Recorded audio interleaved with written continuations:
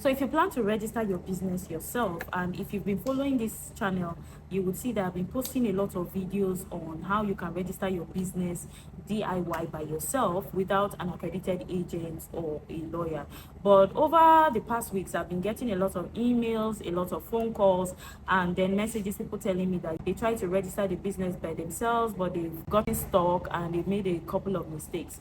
So if you plan to register your business, then you need to watch this video. I'm going to be talking about 5 things you need to do before you register your business by yourself, and number 5 is the most important. So you want to watch this video to the end so that you will know what number 5 is. So hi guys, and welcome back to the channel. If you're just seeing my face for the first time, my name is Joy and I'm a legal practitioner based in Nigeria. I've been practicing law for over 10 years. I do corporate law, I do corporate governance, compliance, and then family law as well. So if any of that resonates with you, don't just watch this video, make sure you subscribe and put on your notification bell so each time I post a video you get notified. So let's get right into the video. The first thing you need to know, if you're registering your business by yourself and you're doing it without an accredited agent or a lawyer in tow, if you're registering by yourself, that is indicating or indicative that you are also a director or a shareholder in the company, or you are a proprietor or one of the trustees.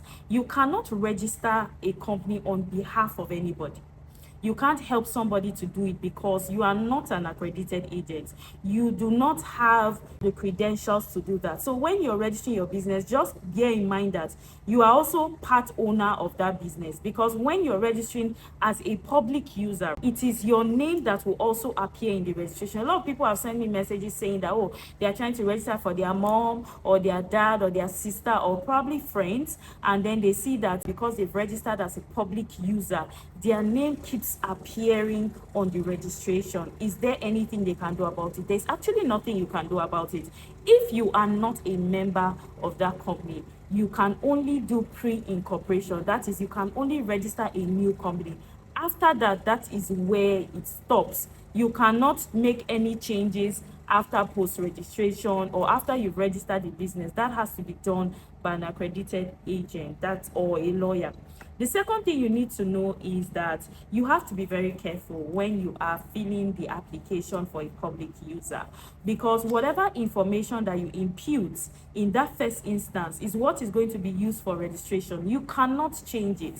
So when you're filling your form, and like I always say, in a couple of my videos on this channel, I would say that make sure that the email that you're using, the phone number that you're using, the name, first name, middle name, surname is the same name that you plan to use during the registration. That's what you want to see on your CAC certificate. That is exactly what you want to see. So you want to be very, very careful, because once you make that mistake, it is very hard to change it, and then you may most likely have to start all over again and pay another money. So you want to prevent that kind of loss. So be very careful when you're filling that public user form.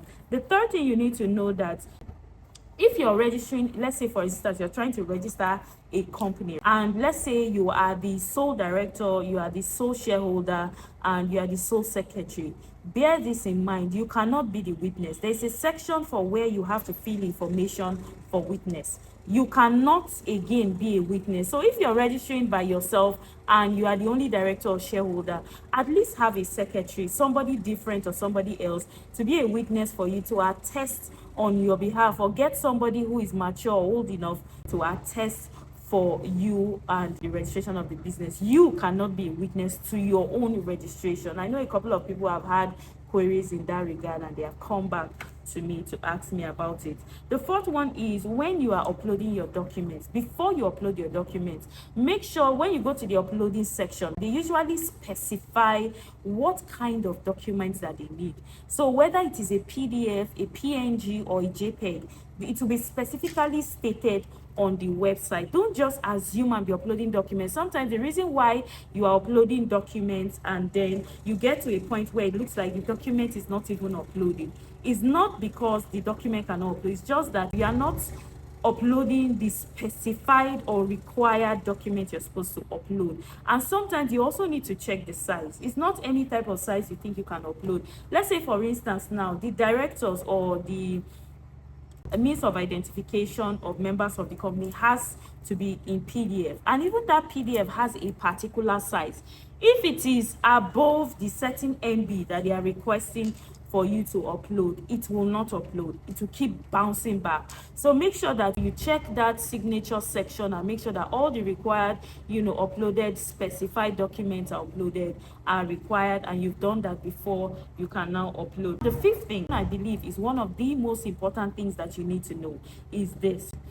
If you are registering a company, especially, not all companies is 1 million share capital. Sometimes some people will start the registration and then they will now go and see or find out that the share capital is, let's say, 30 million or 20 million or 5 million.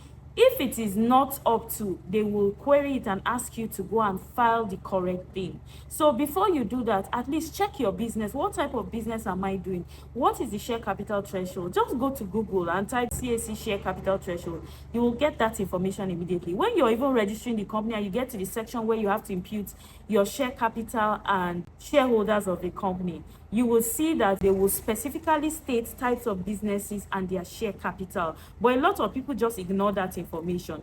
Don't ignore the information. Make sure that you check properly to be sure that the company you want to do, this is the particular share, the share capital is within what you're planning to register, so that you don't get stuck and then have to start all over the registration again, or even have to abandon the business at the end. So these are just a few tips. I know that I've not exhausted a lot of things. I still keep getting a lot of questions and queries as to registration of business. But if you plan to register your business, make sure you watch this video. If you haven't already subscribed, please do well to subscribe. I keep posting videos every week on this channel on corporate law and compliance and corporate governance. So you want to stay on this channel, and also family law. I haven't really been posting a lot on family law recently, but I'm going to start in a couple of days. I'm going to start posting more information. So you want to stay on this channel. Thank you guys for watching. If you have any questions, don't forget to leave it in the comment section. I always answer all your questions. I'm also going to be leaving my WhatsApp only phone number in case you have any issues or you need help with registration of business. Thank you guys for watching. Until I see you guys in my next video. Bye.